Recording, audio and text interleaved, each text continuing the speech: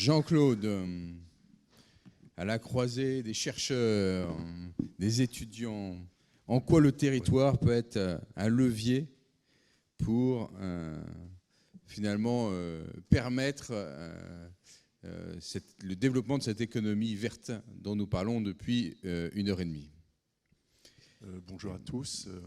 Merci en tout cas, depuis hier, j'étais extrêmement impressionné par la qualité effectivement des échanges et surtout de ce que j'ai pu apprendre sur un territoire et toute l'innovation dans la complexité d'ailleurs, de la mise en œuvre pratique d'initiatives qui sont, je dirais, à la fois expérimentales, mais qui vont dans le sens effectivement de ce développement durable. Et ça, c'est vraiment, je tiens à remercier parce que c'est vraiment très très fort. Moi, je m'occupe de deux axes de développement, un sur la transition énergétique, changement climatique et énergie, au sein effectivement du laboratoire de recherche de l'IPAG, sur lequel on a deux chaires, celle de l'entreprise inclusive, dont on a l'économie circulaire, etc., en intégrant effectivement l'ensemble de toutes les parties prenantes pour optimiser, je dirais, le sens de l'entreprise, et en particulier l'humain au cœur du dispositif, et la deuxième sur la chaire effectivement dont je m'occupe. Et on organise un séminaire annuel sur effectivement 200 chercheurs mondiaux qui viennent effectivement s'exprimer sur ce changement climatique et la transition énergétique une fois tous les ans, qui se déroule au mois de mai, et également un symposium qui représente des entreprises, principalement start-up, dans le cadre de ce développement durable et transition énergétique. Et je remercie infiniment notre organisatrice qui a été présente et qui est, je dirais, fort dans l'intégration. Alors, quelques éléments quand même très très importants de ce qu'on a pu voir, etc. Et ce qui me semble être, je dirais, de réflexion fondamentale dans ce changement. On a vu hier qu'il y avait peut-être une urgence climatique, il y a plein d'urgences dans cette complexité dans laquelle nous sommes. Le premier point, probablement, c'est qu'il faudra changer de paradigme. Le paradigme, c'est quoi? Et je pense que vous l'avez lu, ou ceux qui ne l'ont pas lu, il y avait une personne que j'ai beaucoup appréciée qui était directeur de la prospective à la Commission européenne, qui est Marc Lux Gysi, et qui a écrit un livre et qui a beaucoup travaillé sur la prospective, sur ce changement de paradigme en termes effectivement d'économie, c'est surgissement d'un nouveau monde. C'est comment finalement passer d'une économie qui est une économie telle qu'on la connaît aujourd'hui, je dirais productrice et consommatrice, et je dirais avec un bilan dans lequel on est tous en train d'essayer de comprendre quelles sont les actions qu'il faut mener pour essayer d'améliorer, je dirais, ces conditions, à un aspect qualitatif. C'est comment finalement de passer de notre organisation quantitative à une organisation beaucoup plus qualitative. Donc ça, c'est un point qui est en fait fondamental. Et alors, je vais vous présenter peut-être le premier slide. Il faut appuyer sur... Ah bon, ok, merci. Donc, changer le paradigme, ça veut dire quoi? Finalement, c'est, dans notre objectif, c'est de faire du territoire un espace, parce que le territoire, ça peut être multidimensionnel, c'est de faire un espace où, finalement, on intègre de manière, je dirais, prégnante ce qu'est la qualité de vie, parce qu'on parle de beaucoup de choses et on a vu effectivement tous les débats qui ont eu lieu effectivement ces derniers temps en France, puisqu'on est sur ces territoires-là, c'est comment finalement intégrer la qualité de vie avec toutes ses composantes. Et c'est le modèle de croissance dans lequel territorial je parle peut être effectivement adapté avec un modèle sociétal et surtout un modèle de qualité de vie lié effectivement aux spécificités dans lesquelles on peut être au niveau territorial, local et un peu plus. Voilà. Et finalement, c'est comment accélérer les transitions énergétiques et sociétales des territoires.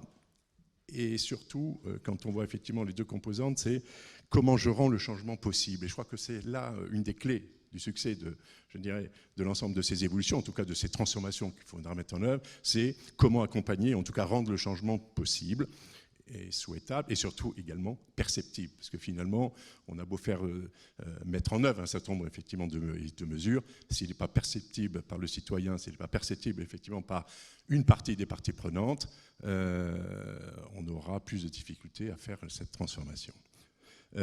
Et impliquer bien sûr tous les protagonistes du territoire.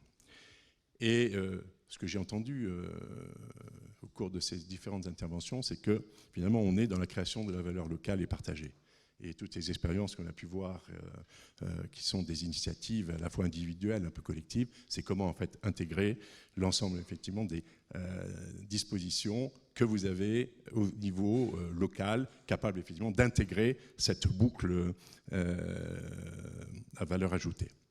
Effectivement, c'est quoi? C'est comment maximiser l'acceptabilité sociale dans cette transformation au niveau territorial et comment impliquer tous les acteurs. Et je crois que là, c'est la clé. Cette clé passe évidemment par un certain nombre d'outils à mettre en œuvre, mais en tout cas en impliquant l'ensemble des parties prenantes. En gros, c'est quoi? C'est la croissance verte. Si on le fait, on parle de la croissance verte. C'est un grand mot, mais ça ne veut pas dire grand-chose. C'est comment la croissance verte peut s'intégrer au niveau développement, etc. C'est de dire, effectivement, est-ce qu'il y a un modèle de production durable ? Et on a vu, je veux dire, les expériences, en tout cas ce qui a été mis en œuvre, on a effectivement, que ce soit au niveau de très grandes entreprises, au niveau local, etc., des actions qui concrétisent en tout cas ce schéma de développement durable au niveau effectivement des territoires. C'est comment intégrer l'ensemble de ces trois supports qui sont vraiment liés à la création de valeur ajoutée, à la fois effectivement l'espace économique, l'espace environnemental et surtout sociétal, puisque l'intégration du sociétal me semble être fondamentale dans l'acceptabilité pour faire avancer les projets. Et finalement, en filigrane, c'est la qualité de vie, puisque finalement, si on n'a pas un accroissement de la qualité de vie, on aura du mal à changer les mentalités, ou en tout cas faire prendre conscience qu'il peut y avoir effectivement un axe de développement de ce côté-là. Alors je vais aller un petit peu plus vite, c'est qu'il ne me reste plus que 3 minutes.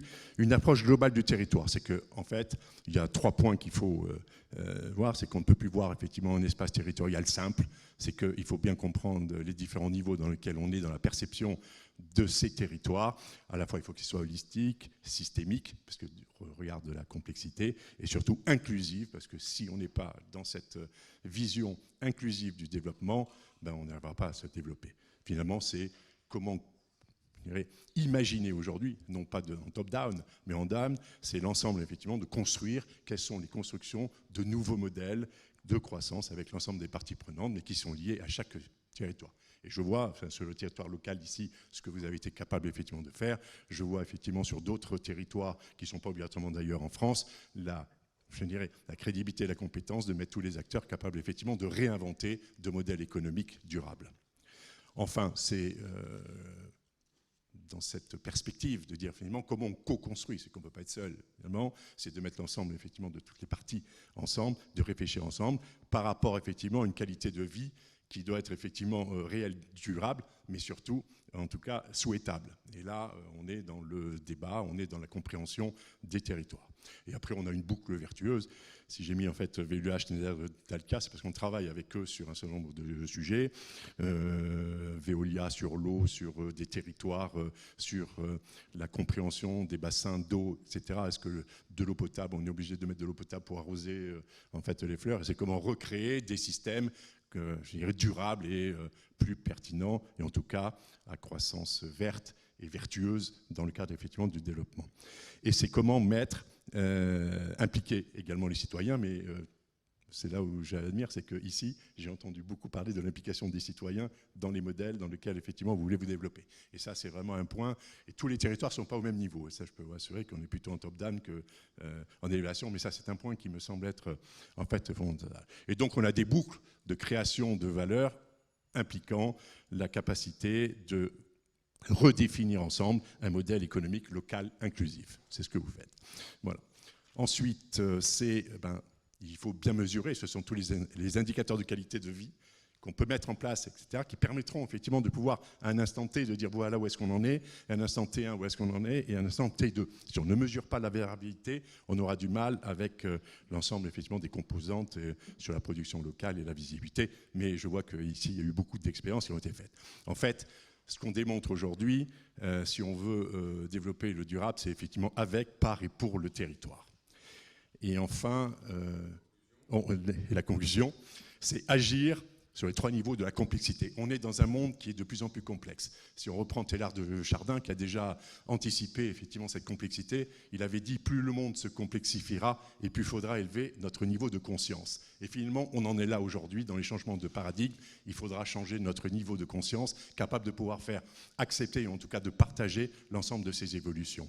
Donc en fait, on a 3 niveaux. C'est le niveau macro sur lequel on est effectivement au niveau local. Un deuxième niveau qui est ce qu'on appelle le MISO, c'est l'action collective dans lequel on peut se mettre en place. Et surtout le niveau 3 qui me semble être le plus difficile aujourd'hui, c'est le changement de comportement, adoption d'un certain nombre de pratiques, intégration de chacun dans l'ensemble effectivement des éléments. Et là, on est vraiment au niveau 3, le plus complexe. Et je terminerai enfin, ça c'est une petite note par rapport effectivement à La Rochelle, on pourrait passer peut-être le dernier slide. Ah ben il y en avait un, c'était finalement l'économie bleue, moteur de la croissance verte, qui peut être effectivement la source d'un nouveau paradigme, qui est celui effectivement de dire quand on est à La Rochelle et dans cet espace à la fois terre-mer, c'est de dire finalement l'économie bleue peut effectivement être aussi contributive de l'économie verte. Et si vous me laissez encore 1 minute, ce qui me semble être fondamental, c'est l'implication des individus. Ça veut dire qu'on ne peut pas laisser je dirais, chaque citoyen a ses compétences, quelles qu'ils soient. Ça peut être un sachant, ça peut être un non-sachant, ça peut être effectivement partie prenante. Et en résumé, c'est 2 minutes pour ne pas louper les opportunités. Là, vous faites vraiment un point. Quand on voit effectivement Christophe Colomb, parce que j'appelle ça le syndrome de Christophe Colomb pour conclure. C'est un Génois qui a tout compris au film. Les Ottomans avaient bloqué la route de la soie. Il se dit finalement le bassin méditerranéen c'est foutu. Il faut qu'on trouve d'autres opportunités. Il se presse, parce qu'il avait quelques notions quand même de navigation, il se presse au Portugal pour les convaincre de dire mais il y a peut-être une autre voie que effectivement le Portugal d'aller faire le contour de l'Afrique. Pendant 7 ans, il s'est battu tout seul pour essayer de convaincre effectivement la royauté de dire donnez-moi les quelques moyens pour que je puisse effectivement trouver une route de l'Ouest. Et finalement, il n'a pas réussi. Qu'est-ce qu'il a fait? Il est allé voir l'Espagne. Et l'Espagne lui a dit, ben voilà, on te donne les 3 bateaux et tu peux aller de l'autre côté, on verra bien. Ok.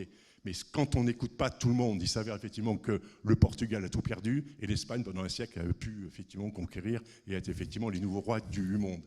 Merci, pour un territoire, n'oubliez jamais d'entendre tout le monde. Merci. Merci beaucoup, Jean-Claude. On viendra au symposium que tu as évoqué, où on permettra de croiser d'autres expériences. Donc un grand merci pour avoir ces 3 niveaux de prise de conscience. Ça me paraît de la complexité de la prise de conscience. Important.